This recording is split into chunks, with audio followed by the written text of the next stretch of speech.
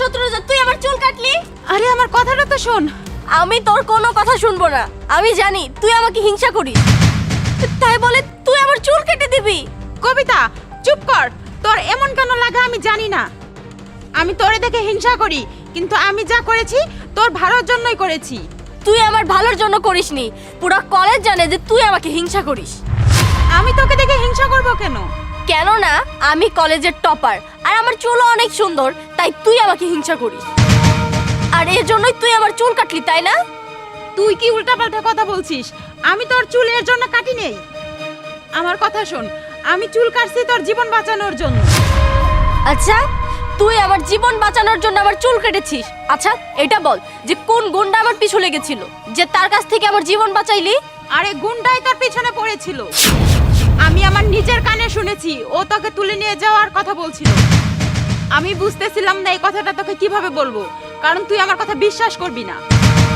তোর মনে হয় আমি তোকে পছন্দ করি না, জানি না তোর এমন কেন মনে হয়, কিন্তু আমার তখন এটাই ঠিক মনে হয়েছে। এইটা করলে তুই আমার পিছনে ছুটবি আর ওই গুন্ডাদের হাত থেকে বাঁচবি, আর এইটাই হলো। ধরা পড়ে এখন এসব কথা বলছিস? দাঁড়া, এক্ষুনি আমি তোর চুল কেটে দিব।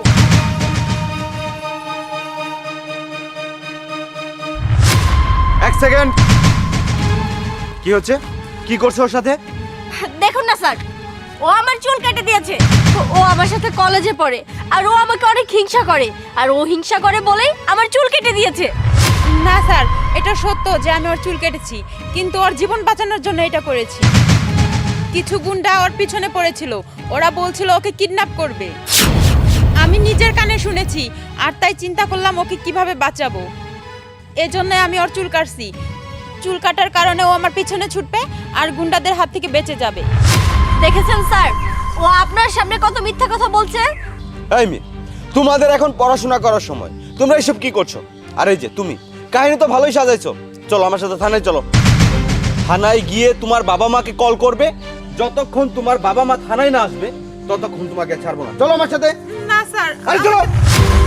স্যার আমাকে ছেড়ে দেন। দাঁড়ান স্যার, এই মেয়ে ঠিকই বলছে, এই মেয়ের কোনো দোষ নাই। আর এই মেয়ে সত্যি কিডন্যাপ হতো। কিন্তু আপনি কিভাবে জানেন? আমি কেমনে জানি? কারণ আমার বাড়ির সিসি ক্যামেরা ওই গলিতে লাগানো, আর আমি সবকিছু নিজের চোখে দেখছি। আপনার কাছে কোনো প্রমাণ আছে? হ্যাঁ স্যার, আমার কাছে প্রমাণ আছে, আমার কাছে সিসিটিভি ফুটেজ আছে। আর একটা ভালো খবর আছে, আমার ক্যামেরায় মাইক্রোফোনও আছে, তাই আপনি ভয়েসও শুনতে পারবেন। এই নেন।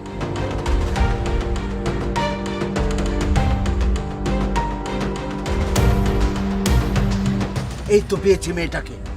এই মেয়েটাকে যদি আমি এই ওষুধটা শুকিয়ে দিতে পারি তাহলে অজ্ঞান হয়ে যাবে, আর যদি অজ্ঞান হয়ে যায় আমি বসকে সাথে সাথে দিয়ে দিতে পারবো, আর তার সাথে আমি পেয়ে যাব 10 লক্ষ টাকা।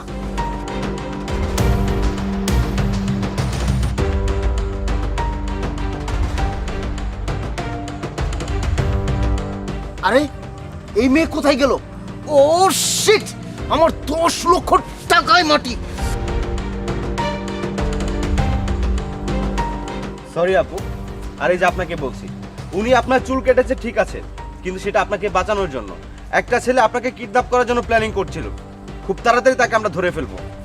ধরুন। ধন্যবাদ আপনাকে। ধন্যবাদ আপু, আজকে আপনি আমাকে বাঁচাইলেন।